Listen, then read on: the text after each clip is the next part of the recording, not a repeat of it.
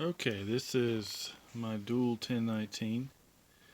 It has a Shure, I forget the model number, cartridge, and I put a brand new stylus on it.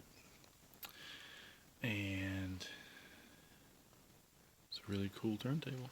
You heard of the Dual 1019? The bass has got a couple scratches from use.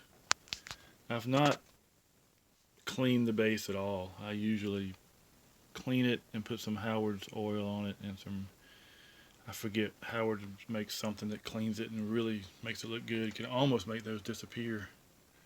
And I haven't done that yet. But I just wanted to let everybody take a peek at it. It's in good shape. It has the usual problem, which you'll see in a second, where it's got the old original cartridge sled, which I'm pointing to right there, that little black thing with the silver lever that comes off. And it needs another one. Unless you want it to be. Some people love to have the original stuff. If you know how to fix that, if you're good with a soldering iron, I guess you could fix it.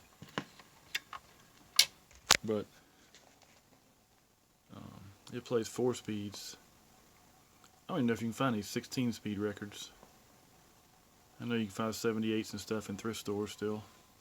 And that was the idea behind the changing of the sled. You're probably thinking, why bother? Well, I think back in the day, in 50s and 60s, this was made in the 60s, I believe. The 78s, I think especially, had different needles than the 33 and the 45s. So you can change out the sleds. You may have 2 or 3 different ones. Or if you had different cartridges you liked, swap them out. So anyway, as you can see, the lift works good, nice and slow down. We're going to listen to a little Supertramp this morning.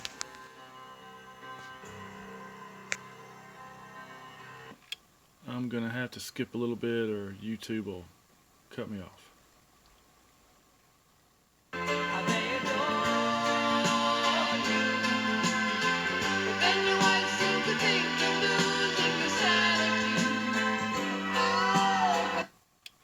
But I just want to show you how it works when you get to the end, that everything works good.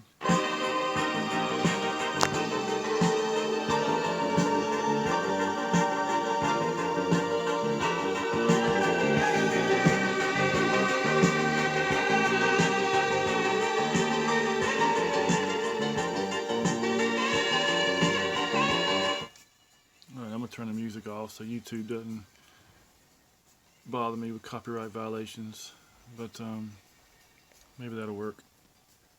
I'm far from a professional videoer. So I cleaned everything underneath, and all the automatic functions work as you saw it. It goes, it lands at the front of the record, and it'll stop itself here in a second and automatically turn off. And like I say, if I were going to keep this long term, I'd go ahead and go online and order me another one of those cartridge sleds.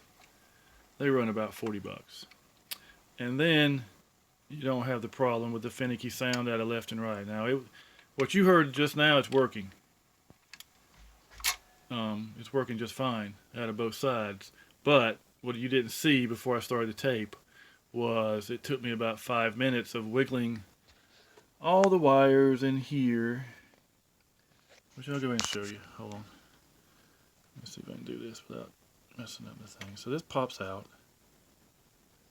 This is the original one. You see how old it looks? I mean, the whole thing was black before. I cleaned the ends of those. I don't know if they're copper or brass or whatever. And then you look on this side. There's the model number of the cartridge.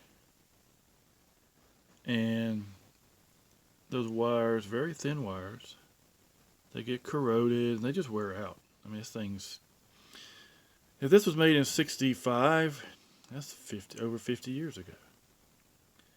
So, as well as the wires that connect right here to those little pins in the cartridge, over time they're very loose too. So I had to sort of wiggle them, particularly the red one. On this particular sled, cartridge sled, the red wire seems to be the issue. So what will happen is I'll start it up and one speaker will work fine. The other one will either have hardly any sound or a little bit of sound, or let me set that down there.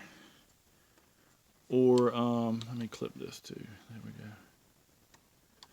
Or just have a hum in one side, and just take the cartridge out and do it again. So like I say, you buy another one of these sleds, this black thing. You can buy them online, aftermarket. They're better. They're just better made because they're newer. About $40, and then you don't have a problem. So anyway, just wanted to show you my 1019. Appreciate you looking. Have a good one. Take care.